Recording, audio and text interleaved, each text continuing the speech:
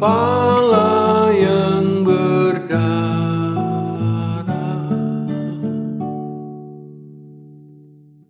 tertunduk dan sedih,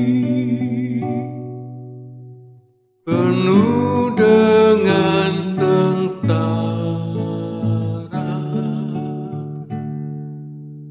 dan luka yang pedih. Meski mahkota duri menghina harkatmu,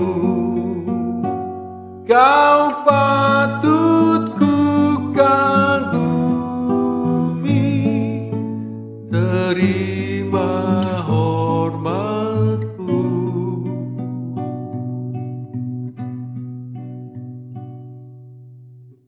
Oh wajah yang mulia,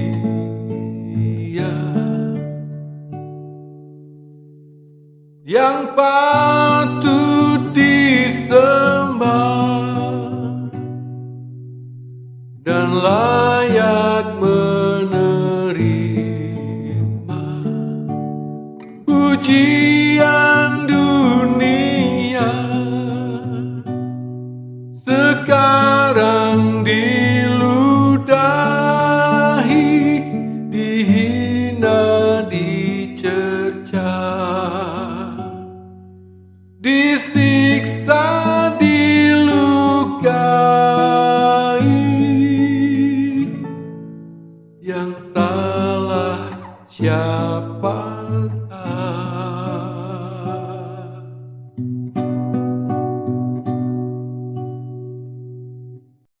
Gembala yang setia,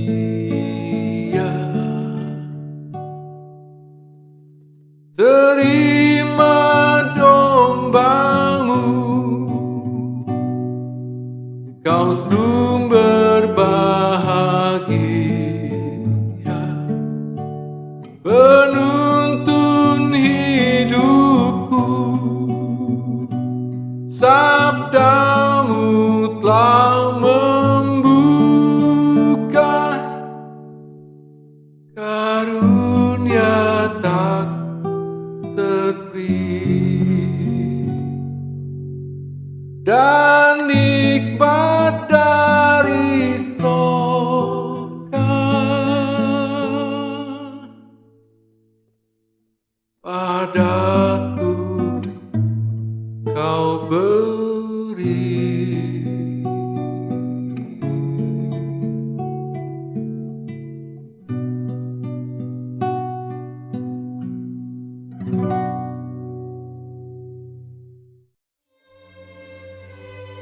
Salam damai sejahtera bagi Bapak Ibu Saudara yang dikasihi oleh Tuhan Yesus Kristus. Mari kita terus berdoa, kita berserah pada Tuhan dalam situasi seperti sekarang ini. Tema kita adalah mencinta hingga terluka.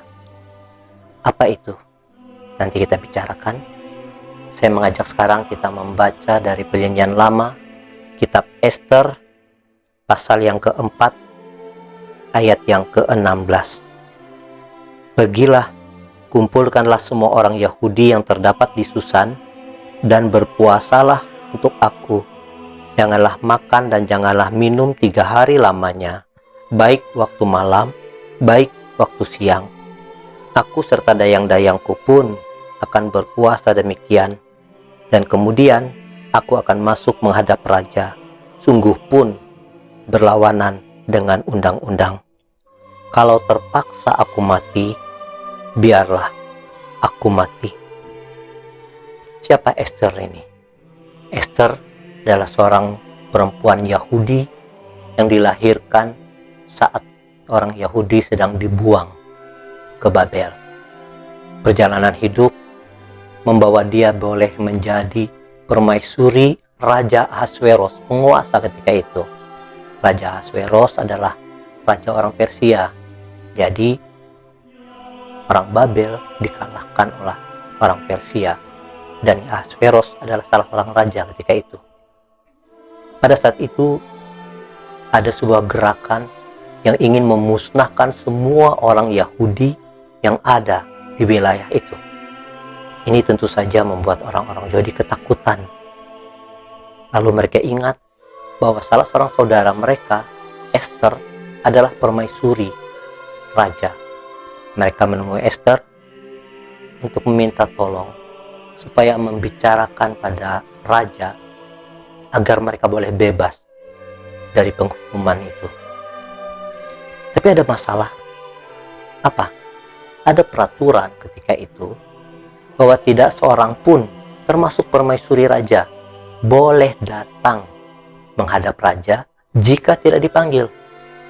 Artinya jika Esther datang sekarang tanpa dipanggil oleh raja, dia akan dihukum mati. Lalu, apa yang Esther lakukan?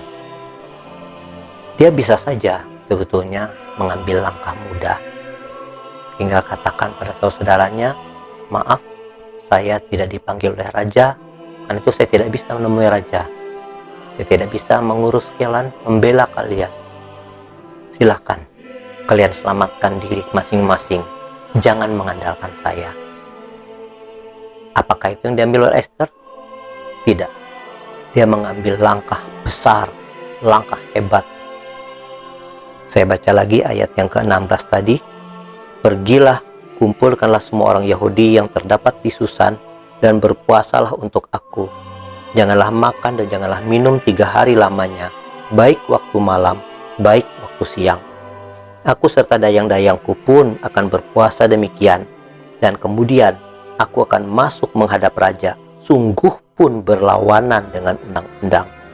Kalau terpaksa aku mati, biarlah aku mati. Esther memilih untuk tetap bersama-sama dengan saudara-saudaranya, apapun resikonya.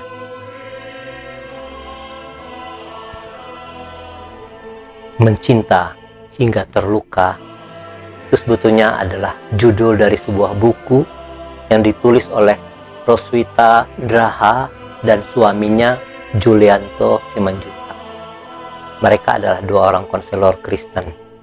Dalam pengalaman mereka, dalam konseling-konseling yang mereka adakan, banyak orang yang tersakiti yang datang minta nasihat karena mereka merasa sulit untuk bisa mengampuni orang-orang yang menyakiti mereka. Nah, tapi dalam sepanjang konseling-konseling itu akhirnya kedua orang ini menemukan bahwa kunci utama dari pengampunan ternyata bukan pada kesalahan orang, bukan pada rasa sakit hati yang ada di dalam hati orang yang disakiti. Kunci yang menghalangi sebuah pengampunan adalah ketiadaan cinta. Artinya, dengan cinta kita mengampuni orang lain sebesar apapun salahnya, sesakit apapun dirasakan. Nah, Esther memang dia tidak bermasalah dengan masalah pengampunan, tapi dia sedang berhadapan dengan masalah kepedulian pada sesama. Tapi dua-dua ini kan sama, baik pengampunan maupun kepedulian membutuhkan satu hal yang sangat mendasar, cinta. Dan ini yang membuat Esther mampu mengambil langkah besar ini, tetap bersama-sama dengan saudara-saudaranya apapun resikonya. Hanya karena cinta dia bisa lakukan itu. Esther siap mencintai walaupun dia harus terluka. Itu barangkali kita katakan. Nah, situasi ini kita hadapi juga Bapak Ibu Saudara saat ini. Di sekitar kita begitu banyak orang yang menderita karena COVID-19. Orang kehilangan pekerjaan, kehilangan nafkah, tidak mampu mencari makan. Situasi ini terjadi di depan mata kita, seolah-olah mau bertanya pada kita, apa yang akan saudara lakukan? Kita menjadi seperti Esther. Kita boleh memilih pilihan pertama, abaikan mereka, tinggalkan mereka, selamatkan diri kita sendiri.